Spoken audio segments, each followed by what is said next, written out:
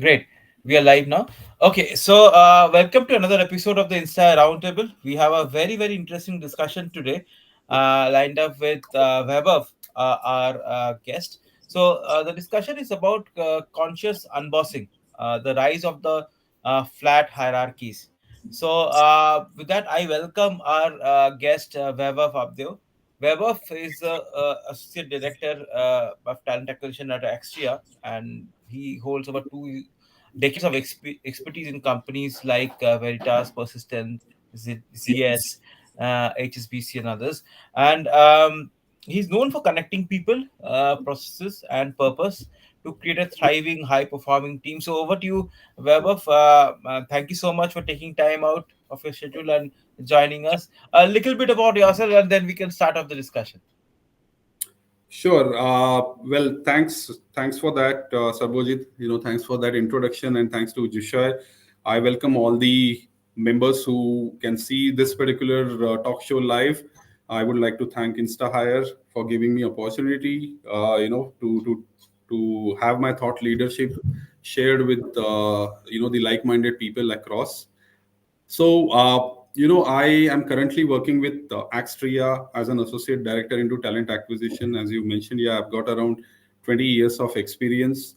Yeah. I am basically, from Nagpur, but I've spent almost last 21 years in Pune.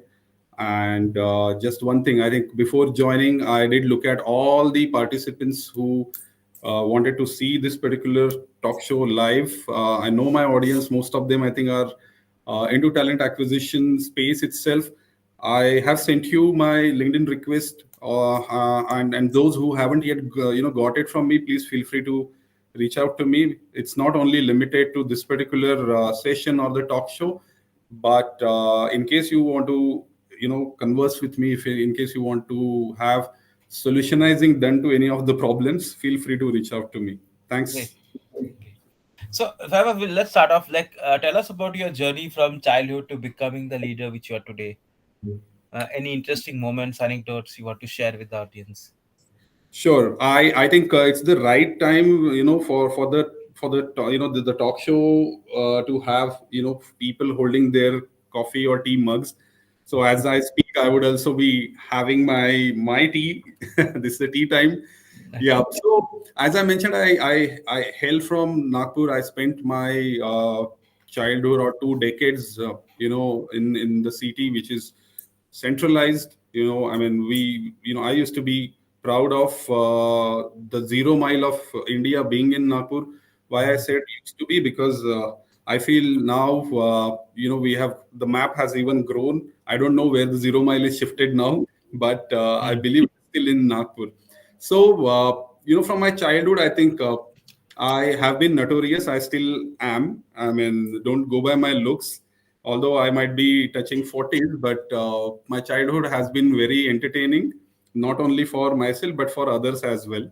So I did my schooling in science and mathematics specifically. Got into computer science of graduation, and then somewhere I felt the need that I should stay away from my parents to focus on Hmm. education. Well, could have sounded pretty ironical 20 25 years back, but yeah, staying away from parents and focusing on studies was little difficult to convince on to my parents. Okay, because especially when they looked at my 12th marks. Hmm. So uh, so that is how the journey started. I mean, I came to Pune, and I was enrolled for MBA, which was specifically into IT. Hmm. Honestly, with all due respect to people in technology, my IT teacher taught me Java in 20 hours, and that was a nightmare for me. I felt it is too much to take on in 20 hours as such, and that is where we reached out to our dean and asked them, as to can we have electives. And then we got 3 electives as usual: marketing and sales, finance and HR. Finance was not my cup of tea. Sales and marketing was already done by my dad, so I knew the pros and cons. So honestly, whatever was remaining, that was HR, and that is how I picked it up.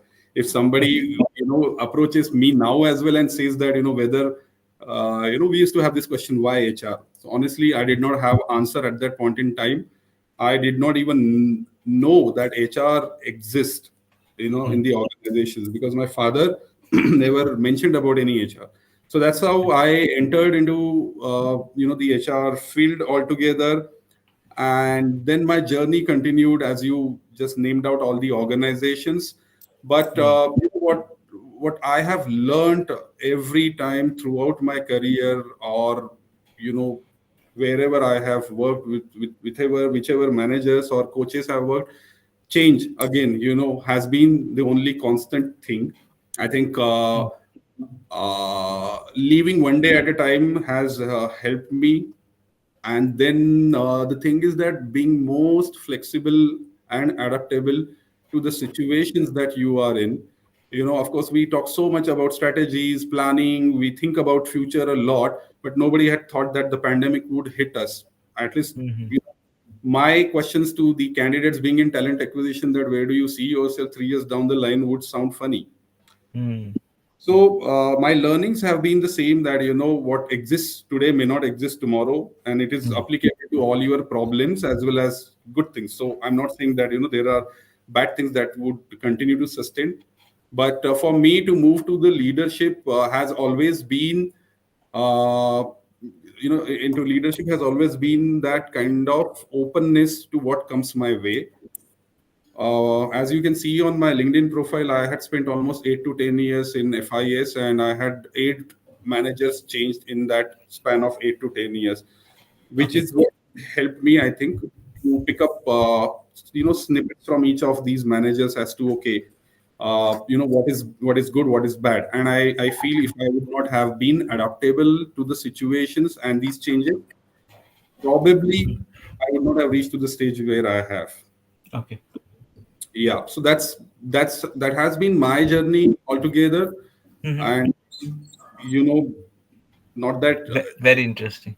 Very yeah, good. not that every time you have to lose your hair to reach to this stage, but that's on a lighter note. Okay, sure. So tell me, leadership, like, see, whether you will also agree that post-COVID, and due to a lot of things going remote, a lot of things going digital, uh, there has been a change in leadership style. Leadership has evolved from being the command and control to trust and collaboration. When we have remote employees everywhere, or we have hybrid employees, we have to trust and collaborate, right? If we cannot come on and you have to come to office and all that things. So how Yeah. do you see this shift impacting the way leaders manage and inspire their teams? Like, the era of the bosses, as we call the bosses, is over, and so how do you think the leadership will change, and how do leaders will manage and inspire their teams?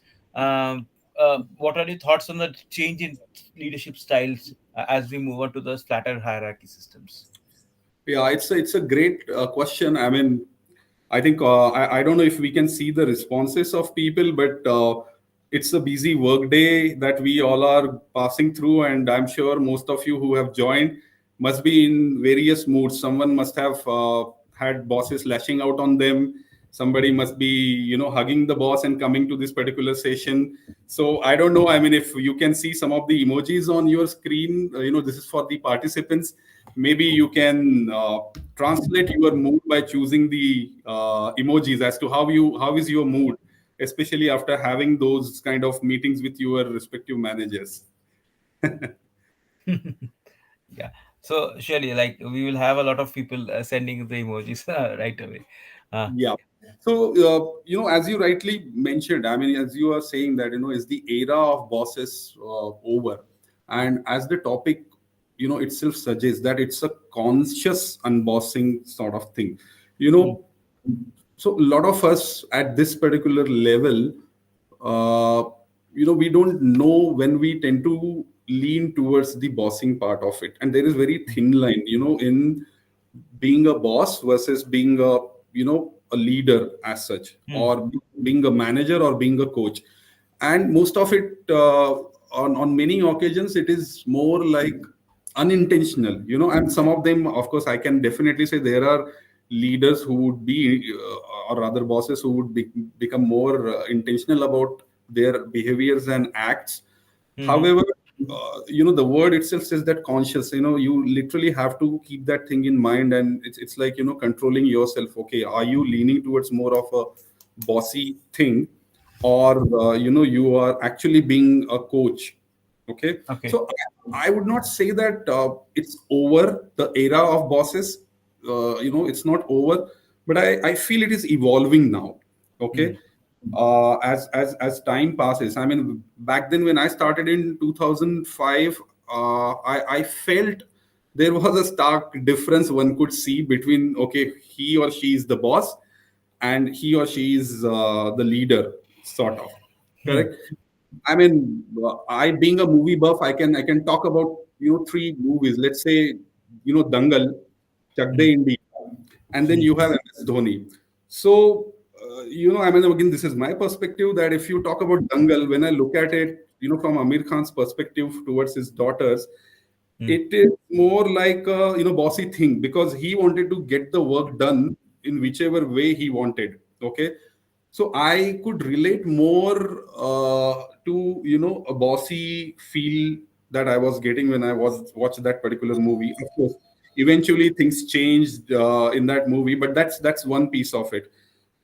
Second, when you watch MS Dhoni, it is more of, I don't know, those many of you who are attending this, AK Ganguly, when Dhoni joins in the railway, and then there is this guy who ensures before getting into railway cricket team, he plays him off on the ground, and he keeps on giving that kind of direction to Dhoni. You know what? Dodge the ball when it comes to you in life. There will be certain situations where you cannot every time hit the ball, sort of.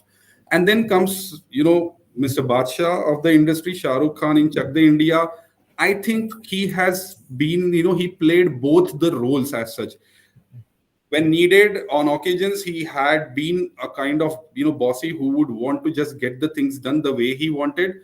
However, eventually he also became that coach. He was also, Hmm. that kind of mentor to people to let them decide as to how do they want, to do things. I mean, there was one of the senior player which is shown in the movie, who is shown in the movie where she tries to tell Mr. Khan that even I could be of well use within the team, and I can bring in my expertise. And that is where he tells her that strategically I have your value and your spot somewhere.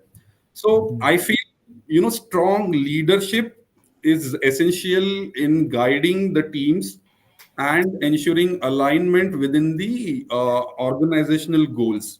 Now, that shift from authoritarian sort of management to more collaborative and trust based leadership is something that is required, and that is something which is happening as well, I would say. But you know I would say there are some reasons why strong leadership is needed even in the era like what you mentioned. Yes, we are shifting from command and control to trust and collaboration. However, the reasons that I'm going to state to you Hmm. as to why we need strong leadership as of now. Okay. Now, when you do a lot of bossing around, there is no direction and vision as such. Hmm. Okay. So what I would say is that even in a collaborative environment, teams need a leader to provide a clear direction and overarching vision. Hmm. So that is something which will help team stay focused on long term goals, ensuring that efforts are aligned with the organization's mission and then whatever strategic priorities are there. I feel Okay. without this guidance which comes through strong Hmm. leadership, which Hmm. provides direction and vision, teams might lack the coherence and drift without a unifying purpose altogether. Okay. Okay. Now, the other aspect to that is decision making and accountability. Okay. So while collaboration is encouraging the input from all the team members, a strong leader will, necessarily be making tough decisions. Okay, Hmm. especially when we are facing uncertainties like what we saw 2 years back, or there are Hmm. complex situations. So at the end, even if we are talking about the boss or the leader, they are the ultimate accountable authority, not authority, I would say accountable entity for Hmm. the success or failure of the team in the organizations. And Understood. I would say that the leader must make strategic decisions and willing to take responsibility not only for the success but also for the failure. Correct? Hmm. Again, I mean, there are a lot of aspects if I have to talk about. It's like maintaining team cohesion. When I'm referring, I mean, I'm putting my strong point towards stronger leader and leadership. So having that kind of cohesion, and that is what I'm doing. By the way, in the span of last 20 years, I have managed teams right from 2 members up to 25 members. And Oh, this is where I also had team members who were senior to me, who were reporting to me actually. Okay. Now it becomes very difficult to have that kind of situation, and all that you need to do is, I would not say be more bossy to that person, because I've experienced that phase as well, where somebody wanted to test on me my skills versus how the manager of mine is performing, sort of. But in such scenarios, I believe you need to surrender yourself and bring the team member closer to you by telling them, you are having more experience as far as this organization and overall industry experience is concerned. Let us use your experience towards the betterment of our team's function and for the overall success of the organization. okay. So, do you think flatter hierarchies often claim that they can boost morale and innovation within the team and within the company? So, have you seen such examples where a decentralized approach genuinely transform the employee experience, or like are they just chaos in disguise? Like, how do you think? Like, does it really empower employees? Do you think?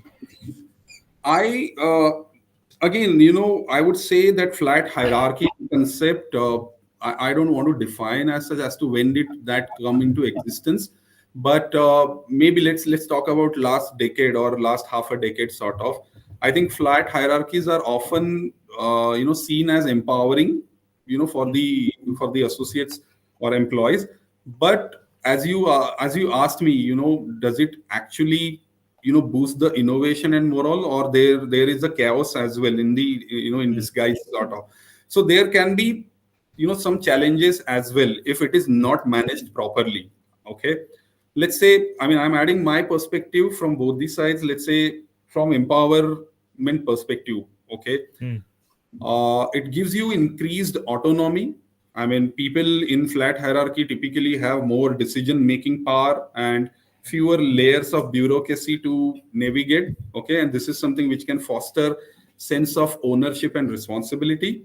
Hmm. Okay, now the other angle with empowerment is better communication. Okay, with fewer levels of hierarchy, communication flows more easily across the organization. Hmm. This can promote collaboration, idea sharing, and then quicker decision making. But throughout our session, you might find me contradicting to my own statement while I'm saying that better communication is one of the key aspects of having flat hierarchy through the empowerment. This is something which would become challenging as well. And I mean, if at all I get the opportunity, I'll also talk about how it would get challenging. Okay, and then last point for the empowerment is motivation and engagement. So Hmm. employees, they may feel more valued, respected when they have direct impact on the decision, and this is something which will lead to the job satisfaction. Automatically, it will foster innovation and motivation. Okay, now talking about the chaotic aspect of it, like kind of challenges. Okay, now what happens is when you have flat hierarchy, there is lack of clear authority. See, whatever said and done, we are living in the country and the region where the way we are nurtured, and with all due respect to our parents, there is always going to be that authoritative Hmm. approach. I mean, thanks to the Gen Z's and then whatnot, they, with the kind of clear thought process that they have, somewhere the authoritative behavior from the parents is also becoming submissive. But with few layers of management, it is really unclear as to who ultimately is going to be responsible for decisions, and this can lead to confusion or Hmm. delayed decisions or maybe internal conflicts. Okay, the other aspect in terms of the challenge or the chaos is again employee burnout or overloaded people. without distinct roles and responsibilities, employees may feel too much autonomy and they might get overwhelmed as to, okay, there is broader range of duty, and then some of them may struggle to achieve their goals without clear guidance or structure. And the last one, to the challenge in the phase of having decentralized approach or flat hierarchy, is difficulty in scaling. Now, this is good for the organizations up to certain headcounts. Okay, now I don't want to define what that headcount be, but flat structures can work with the startups or a small or nimble teams. Okay, but it may become less effective as organizations grow. As the company expands, the lack of hierarchy can make it harder to coordinate complex projects and manage larger team. I mean, simple Mm. example, in a family, if you have eldest brother, elder brother, and then the younger one, you are able to manage the expectations. Imagine you have triplets in the family, all Mm. three. So, in conclusion to that question, I would say a flat hierarchy can indeed empower employees by offering greater autonomy and fostering open communication as such. But it requires strong organizational culture and clear definitions of the role, in order to make it success. Just one last point on that question. Spotify is one of the organizations, where they have, I mean, it's a prime example of decentralization. I would say they use something called as squads. Okay, Mhm. they name it as squads where there are small and cross-functional teams that operate with a higher degree of autonomy. And Yeah. these are squads, I mean, which are actually given the responsibility towards focusing on innovation and faster Mm. decision making. Understood. Great. I think great examples and insights which we are getting. I, I I would see the audience will love this, and also loving this. So we'll move on to the next one. So what do you think, like, uh, transitioning to a flat hierarchy? So suppose you are a traditional organization and you want to transition because most of the peers which you see or your competitors are doing this, and you want to think of an experiment of transitioning to a flat hierarchy. What are the major challenges? Like, so there will be unclear roles to some decision making gridlocks. Who will take the decision? Why will you take the decision, etc.? So what are the key hurdles when companies move from these traditional hierarchy systems, and how can how have you addressed it, or how have you seen addressed it, or how do you think it can be addressed? And anything, yeah, over to you. Yeah. So fortunately, I mean, I believe there is a reason why I got this particular topic to talk, and you asking these kind of questions. Mm. Uh, During FIS, or rather, in those days it was SunGuard. FIS took it over, but SunGuard, when I joined, it was very flat organization. We just had 200 people, and Okay. eventually we grew to 5,000 almost. Okay, so it Mm. was multifold. But to your question, yeah, transitioning to a flat hierarchy, is that challenging, where there are a lot of unclear roles in terms of decision making and all. I think yes, it is definitely challenging for several reasons, because it requires significant shifts in the organizational culture, the management practices. And it's not only about these all buzzwords, but look at ourselves as an individual. A smallest to smallest change from Mm. one home to other, brings a lot of anxieties, excitement in us. Imagine if the organization is going from traditional hierarchy to a flat hierarchy, how big shift it is going to be. So Okay. as an individual, I think one needs to have a growth mindset rather than fixed mindset altogether. Okay. Now, I think the factors that would contribute is, cultural resistance to change. Like Yeah. as I mentioned, people would, resist to shift into that kind of mode. There could be slowdown in the transition, as Mm. people may struggle to adjust to the less supervision and more of collaborative style of decision making. But I Mm. think clear communication about the benefits of flat hierarchy, okay, which can be coupled with support and involvement from the leadership, as I mentioned in first question, in this entire transition or the changes in process, and then providing them training and guidance, okay, can help. So one I spoke about is resistance to change or cultural resistance. The other one is unclear decision making process. Okay, while you are doing it, again, it is, consciously done thing. Okay, so in traditional hierarchy, what happens typically, decision making is streamlined. Okay, with the clear authority. However, in flat structure, decision making will become decentralized. Again, it will lead to confusion about who is ultimately responsible, as I mentioned earlier. So I think what solution we can look at is we can establish a clear framework, okay, uh, for decision making, such as Reiki, which is Reiki model, responsible, accountable, consulting, and informed one, which can have the role definitions clear, and then something called as self management, and okay, not only self management but a distributed leadership. So two things: encouraging self management and distributed leadership, which will maintain clarity on who is responsible for key decisions. Okay, now third one is redefined leadership roles. Okay, and this is the challenge that I'm talking about if we are moving from the f- the traditional to flat hierarchy. Now when you see the flat hierarchy, the leadership is distributed, which I just mentioned. That means there is a less centralized authority, and this particular shift can be particularly challenging for individuals who are used to have or used to having defined and top-down leadership roles.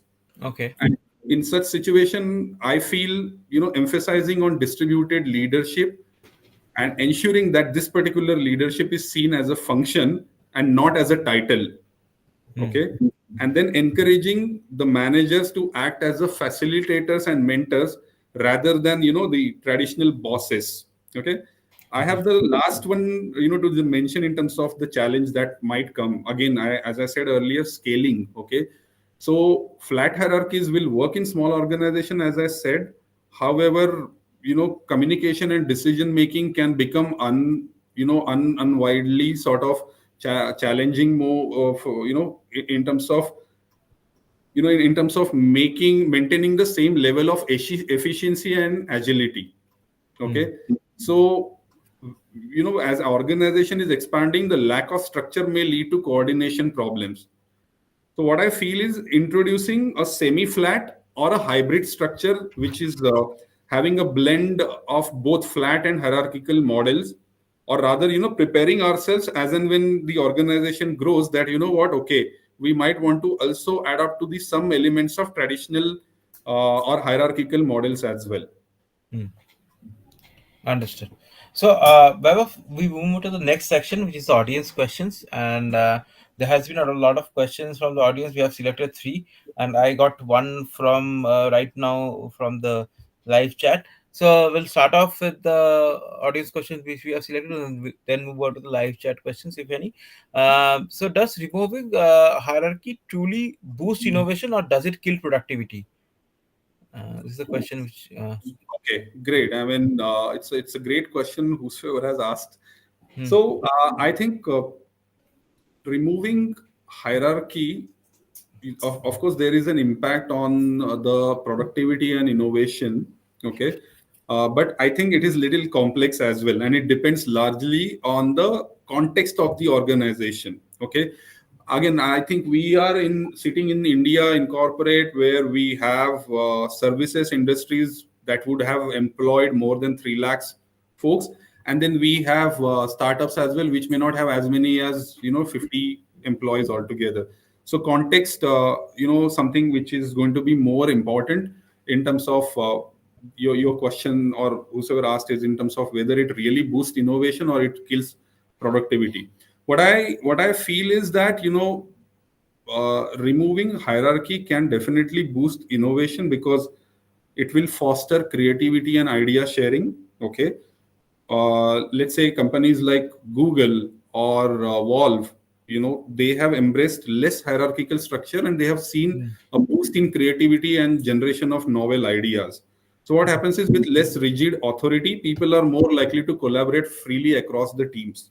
Okay, the other one is faster decision making. Okay, again, I mean, Startups often adopt flat hierarchies to make faster and more agile decisions, which allow them to innovate and adapt quickly in competitive markets where there is no layer of bureaucracy. And then, people are more, what I could say, speed is something which is allowing them to rapidly experiment with new ideas, if not this, that, okay, and then test different prototypes, sort of.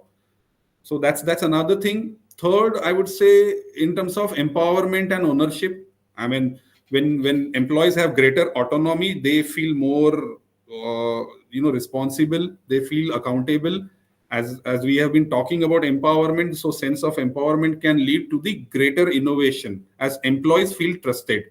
Now, you must be knowing, the creative industries like designers and engineers often try to produce their best work when they have given freedom to the, to experimenting. I mean, we have enough of series to watch, whether it is Rocketry or Rocket Boys. You must have seen how these two guys, had freedom to experiment. Of course, there was budget angle to that, but that is how the best thing and innovation could come out. Talking from productivity killing perspective, I think yes. I mean, it can definitely kill productivity as well, because there is going to be slight element of lack of clear authority and accountability. Okay, what happens is that in some flat organizations, teams may struggle to reach to the consensus on important decisions, which will lead to the inefficiency and missed opportunities, because employees will be unsure of who is responsible to the ultimate decision making, which of course will lead to the delays, confusion, and then what you talked earlier about, decision making gridlocks. Okay, and then overall process can slow down, which will eventually kill the productivity. There could be disagreements as well amongst people. Again, I think I spoke about the burnout of the employees. I mean, I don't want to name the organizations, but some of the companies with flat structures have faced challenges when employees are expected to take on too much work without support or clear structure that traditional hierarchy would offer. And lastly, on that particular piece of killing productivity, I think coordination challenges could be the other thing. Okay, I mean, again, the scaling point of it, I think the flat structure may lead to fragmentation and lack of centralized direction. So to close on your question, finding the balance, okay, while removing hierarchy can indeed foster better innovation by promoting and collaborative environment. I think it also needs to have the approach where we should be bringing the traditional hierarchy into consideration, which will then, Okay. the balance is the key in terms of clear communication, defined roles, supportive leadership, and then adaptation to the growth. Okay. So Abhishek asked what's the global outlook on leadership today? So there are like different philosophies across cultures, across companies, across geographies. So are there any specific principles that resonate with teams everywhere, or is this shift more region specific and very dependent on the countries where they are operating, or the industries which they are operating? Yeah, I mean, I would make a statement which could be debatable, and people can go on trolling me later on after this session. But I feel leadership is customizable, Hmm. okay? And it definitely changes from region to region, country to country, and even for that matter, organization to organization, and within organization, even to the smallest teams. Hmm. It's not the concept wherein one size fits all. I mean, you just go on chat gpt or go on google and look at the leadership styles and say, you know what, okay, I know this seven set of leadership styles, now I adopt to this one. Okay, it is as good as you having netflix, but at the same time you are having another option of amazon, and then you have z5, everything. So leadership is not constant. Philosophies evolve across cultures and geographies. And what I would say is that global outlook on leadership today is shaped by certain dynamic trends, which will reflect both the rapid evolution of the workplace culture and the societal shifts as well. So the leadership is moving away from traditional hierarchical models, of course, towards more inclusive, agile, and human-centric approaches. But some of the Okay. aspects, to answer that question further, some of the key aspects of shaping the global view on leadership, I think there is a shift towards collaborative and inclusive leadership. Okay, like companies, Salesforce and Unilever, they have embraced inclusive leadership models, which is focusing on DEI. And of course, not only these organizations, I'm just picking up because of certain reasons, and then they are promoting collaborative decision making. Again, agility and adaptability in leadership. Let's say tech companies like Netflix and Amazon, they rely on leaders who can pivot strategies rapidly and empower teams to experiment and innovate. The human-centered leadership, point that I mentioned. Look at Mr. Nadella from Microsoft. He is emphasizing on empathy and emotional intelligence as a key aspect of his leadership style, which is eventually fostering a culture of learning and resilience in the company. And then, I mean, not to forget and mention Mr. Elon Musk, okay, or Sundar Pichai, who are often seen as the leaders who are forefront of the technology. So, what I mean to say is, technology and digital leadership is another global outlook when it comes to the leadership, which adds to the visionary leadership part of it. Lastly, I feel globalization and cross-cultural leadership, when it comes to the region-specific leadership, is also getting much into the fast-paced process. I think leaders in MNCs like IBM, Apple, they are trying to balance global strategies with local adaptability, ensuring that the leadership styles resonate across different markets, whether it is US, Europe, or India. I'm sorry, I'm extending it by one more point. Uh, No you issues. know, countries like US, Japan, Brazil, people blindly trust their leaders. Now, I'm not saying that does not happen in India, but what I'm trying to tell you is, if there is somebody who is operating from these regions as of now and part of this talk show, these people blindly follow. Now, what I say blindly, I'm not making a negative statement. I'm saying they have trust in their leaders, which honestly, in my view, is not heavily seen when we operate from India in corporate. So that's my perspective on how the global outlook is on the leadership today. Okay. So the last audience question which we have is, what advice would you give leaders who are struggling to get let go of control? So letting go of traditional authority isn't easy. How can leaders strike a balance between empowering teams and ensuring that there is strategic alignment between the goals and the company goals? Okay, so interesting question. I think letting go of control, especially when you are sitting in the leadership seat, it's actually like a kid having a candy in hand, and then you are trying to pull that away. Okay, most of the folks, I think, they feel in the authority, they feel in that kind of uh, you know control freak mind, that they want to operate it from that particular space. However, I think the question says that what advice I should give for the leaders who are struggling to let go the control. I feel the folks who struggle to let go of control and often face challenges. I think you would have to work towards recognizing the importance of trust. Okay, so self reflection, where you can understand that the root of the need for control often seemed from a lack of trust, either in your team's abilities or in the system that you are part of. So my advice would be, you start by intentionally delegating small tasks and giving your team the benefit of doubt.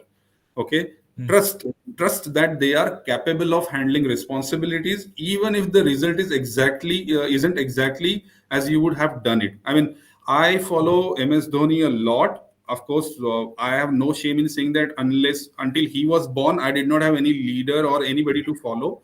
But he's the one while he's following his leadership style, he will give the control, to the team's hand, because he knows he's not the only driver in the driving seat. Okay. The other advice, I feel, shift focus from coaching and not doing. I mean, that is what I had mentioned in my LinkedIn post as well, that you can't be a manager. You will have to adopt a coaching mindset. Okay. mm, uh, I feel, rather than we rolling our sleeves and solving the problems, of course, we are there, and completing tasks on behalf of the team, make them accountable. Okay, ask questions to them, and then provide them feedback, provide that support. The other thing is setting clear expectations and boundaries. I think that is something which would help. Micromanagement, I don't think it is going to be the future. It's not even the present, I would say. So be specific about the outcomes that you are expecting, but at the same time, it's not like, okay, I have given these expectations. You have to give your team the autonomy, and let them to and let them decide as to how to achieve it. You need to again trust that they can find effective solutions to the problems that you have given. And then lastly, gradually let go and build the confidence in these folks, empower and then develop them. As I mentioned, you give them small tasks and responsibilities. Okay, as your team proves their ability, pardon me, their ability, increase the level of responsibilities eventually that you want them to take upon. And this okay. gradual process will help all these, control freak leaders to build in confidence in their own team's abilities, and then in the leader's leadership style as well. Okay, okay, okay. So we move on to the next section, which is the candidate question. So we are a marketplace where we have both the candidate side, millions of candidates. We get a lot of questions to be asked to senior HR leaders, HR heads. So this is one of the questions which is asked a lot. How can I showcase my potential if I lack experience in a specific role? Okay, so Okay. So, okay, how can I show? Sorry, what is showcase my that? potential. So suppose I want to showcase my potential as a developer in Python, but I have limited experience in that specific Python development role. I might have experience in some other roles, but I don't have. But I have potential. That is what the candidate is trying to say. How can I showcase that? Okay. I think a bit tough one to answer, but there is no standard answer to this, and there is no framework in which we this can be answered. I know there are a lot of TA professional and HR professional part of this particular talk show, but let me generalize this for everybody who is trying to showcase potential in case of that person lacks into specific role. Hmm. I believe that it's essential to focus on transferable skills. Okay, now I'll come to that. What I mean is that your attitude, your ability to learn and adapt is something that you will have to showcase. Now, how do we do that? Of course, you will have to highlight the transferable skills, as I mentioned. You'll have to first focus on your relevant skills. Even if you don't have specific experience in the role that you want to get into, you emphasize on your current skills, okay, that you have acquired in different areas or different positions, and then try to showcase how that is going to be beneficial for the role that you are aiming for. Now, this might include leadership skills. It might include problem solving, communication, collaboration, time management, technical skills, anything. Let's say if you are applying for project management role but you don't have direct experience, okay, you could highlight your experience in managing tasks, okay, coordinating with teams, handling deadlines Hmm. that you have done in a previous job. Maybe you want to emphasize your willingness to learn. Okay, Hmm. so you might say that while I haven't had a direct experience, with specific role as such, I have successfully taught myself into similar tools in the past, and now we have LinkedIn Learning, we have Udemy, correct? So we can say that I have got experience in these tools in the past, and I'm confident that I can pick up this particular new skill. I know it doesn't sound, it's easier said than done, but Yes. these are my perspectives. You leverage past achievements, Okay, you can say in my previous role I was tasked with, let's say, improving XYZ process, and I had no prior experience in that area, but I researched the best practices, I collaborated with the teams and my colleagues, and I implemented that particular solution. Show that enthusiasm and passion for that particular role, saying that you are very excited about this role because of XYZ reason, because of your passion about that topic. And even through your even though your experience is limited, okay, you are driven to apply your skills into a newer context. And then lastly, I would say, seek out networking opportunities, and then seek out for mentorship. I would again not name the organization, but this organization gives you the freedom to choose your mentor. Now let's say, just because I am in talent acquisition doesn't mean that I would not want to understand about cloud. Now I might reach out to the head of the cloud business and ask him to be my mentor. No one stops you from doing that. So build connections in the field, not only that you are part of, but beyond that, networking with people who are in the like-minded industry, or even beyond that, can help you gain a lot of insights. Okay, I mean, attend industry conferences, webinars, one of them that we are having, local meetups to connect with the professionals. And last but not least, and most important, demonstrate your emotional intelligence. Have that EQ. Maybe you can tell that in the previous role I worked with diverse teams and was able to mediate between the disputes, and I could ensure smooth collaboration even while under pressure. And that is something which is going to continue in the corporate lifestyle. So I would also mention, sorry, one more point. You may want to seek out for temporary or part-time opportunities to gain experience. Mind me, I'm Okay. not talking about moonlighting over here. I'm just trying to say that you can pursue a part-time internship as well over the weekends, or project-based roles, to gain relevant skills, and then showcase your experience for that particular role that you want to, I mean, that you desire for, despite of not having the skills. Great, So, great. yep, sorry, Subhajit. From talent acquisition perspective, I'm just adding to that. You can tailor your resume, and for that matter, depending on the region you are applying for, you can tailor your resume and your cover letter to focus on your transferable skills. So that's the key Okay. takeaway. You know, your enthusiasm for role and examples of how you have shown initiative and adaptability. Hmm. Okay, great, lovely. I think this will be put up as a separate content for our all the job seekers out there with us, so that they can they can choose accordingly, and they can modify their resumes and modify their portfolios accordingly. Okay, so Weber, we move on to the last section, which is a very fun round which we have, which is a rapid fire questions. Okay, so these are rapid fire questions which we have designed specifically for you, and uh, let me know whenever you're ready. I will start the questions.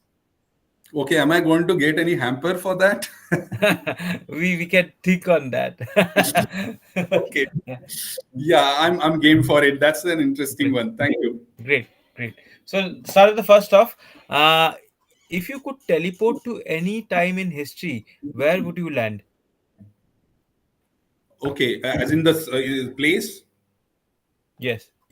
Okay, I would want to go to Andaman. Okay, great. Uh, Tea with your favorite author, or coffee with your favorite entrepreneur? Uh, I think it's going to be with entrepreneur. I'm not good at reading books. Okay. Uh, Unlimited books or unlimited music for life? What's your pick? Yeah, as I mentioned, the latter one, Book music. unlimited music. I think while even working, I would prefer having unlimited music. That's why Spotify. Great. If you could swap jobs with anyone in the world for a day, who would it be? Donald Trump. Great. Right now. Okay. One superpower you would always want to have as a recruiter. One, sorry, super. Superpower you want to have as a recruiter. or a talent acquisition professional? Yeah. Ability to read the candidate's mind and his or her intentions. So that they don't drop off in the last moment, is Exactly. it? Okay. If your life had a theme song, what would it be? Uh, well, the one that there are many, but the one that comes right now, I think मैं जिंदगी का साथ निभाता चला गया, हर फिक्र को धुएं में उड़ाता चला गया. Okay. Uh, would you rather have a personal chef or a personal travel guide? If I get to choose, I will go with both. Both. Okay, great. So I think that's the last question which I had for you, and I hope you had a great time discussing, and I had a great time discussing, finding out the insights and all the industry knowledge which you have. And I think most of who have joined today and who will be seeing this will have a great time looking into this, and they can also implement this actionable insights into their daily life and their workplace. So, with that, I come to the close, and thank you so much, Weber, for taking time out and coming to meet me and coming to discuss all these things over the internet. So, thank you, Weber. Hope you liked it. Thanks so much, Sarbojit, Jisha, the entire InstaHire team for having me, and the folks I think who are virtually who have joined in. Thanks so much for listening to me. I hope this particular session was insightful and could add some value to your work and your life as well.